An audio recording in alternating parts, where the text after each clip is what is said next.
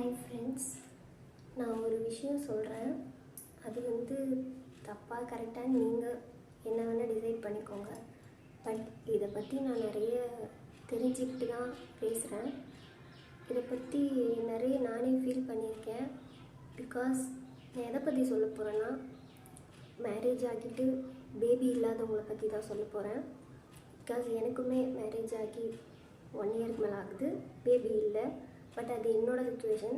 அதே போல் நிறைய பெண்களுக்கும் அவங்கவுங்க ஃபேமிலிக்கும் நிறைய சுச்சுவேஷன் இருக்கும். அது அவங்கவுங்க பாடியை பொறுத்து இருக்கும், அது அவங்கவுங்க ஹாப்பினஸ் பொறுத்து இருக்கும். அதுக்காக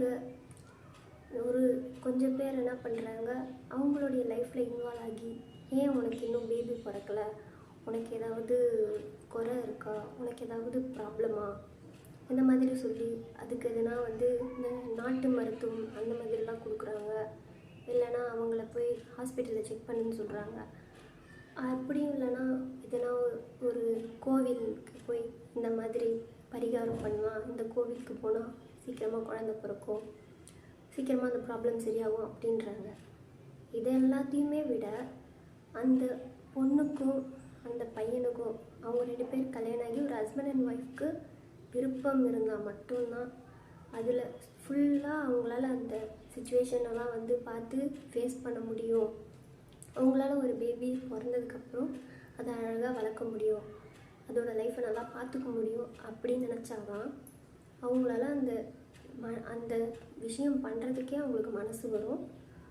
அப்போ தான் அவங்க பண்ணுவாங்க. அதை விட்டுட்டு நிறைய பேர் அவங்கள ரொம்ப கஷ்டப்படுத்துகிறாங்க. இப்போது வேறு யாருக்கோ ஒரு வளகாப்பு, ஒரு தங்கச்சியாகவும் இருந்தாலும் சரி, அக்காவாக இருந்தாலும் சரி, ஒரு பொண்ணுக்கு கூட பிறந்தவங்க இல்லை சொந்தக்காரங்க யாராக இருந்தாலுமே சரி, இந்த மாதிரி ஒரு சுச்சுவேஷனில் ஒரு கல்யாணம் ஆகி ஒரு பெண் குழந்தை இல்லாமல் அவங்க போய் அந்த வளகாப்புக்கு போனால் அவங்கள யாரும் ஏற்றுக்க மாட்டுறாங்க. அவங்கள முதல்ல கூப்பிடவே மாட்டுறாங்க. சப்போஸ் அப்படி கூப்பிட்டாலும் அவங்கள எந்த விஷயமும் பண்ண விட மாட்டுறாங்க. அந்த ஃபங்க்ஷனில் அவங்கள இன்வால்வே பண்ண விட மாட்டுறாங்க. ஏன் இப்படி பண்ணுறாங்க? அதனால என்ன அவங்களுக்கு ப்ராஃபிட் இருக்குது?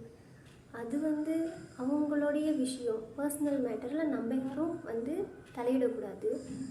ஆனால் நிறைய பேர் அது கஷ்டப்படுத்துகிறாங்க. அவங்கள எல்லார் முன்னாடியும் அசிங்கப்படுத்துகிறாங்க. அது பண்ணுறதுனால உங்களுக்கெல்லாம் என்ன தான் வருதுன்னு தெரியல. பட் அந்த மாதிரி யாராக இருந்தாலும் தயவு செஞ்சு கஷ்டப்படுத்தாதீங்க. அவங்களோட சுச்சுவேஷனை புரிஞ்சுக்கோங்க. அவங்களோட மனசை புரிஞ்சுக்கிட்டு அவங்கள ஃபஸ்ட்டு அந்த ஃபங்க்ஷனில் இன்வால்வ் பண்ணி விடுங்க. அவங்கள அந்த ஃபங்க்ஷனை நடத்தி விடுங்க. அதை விட்டு அவங்கள கஷ்டப்படுத்தாதீங்க.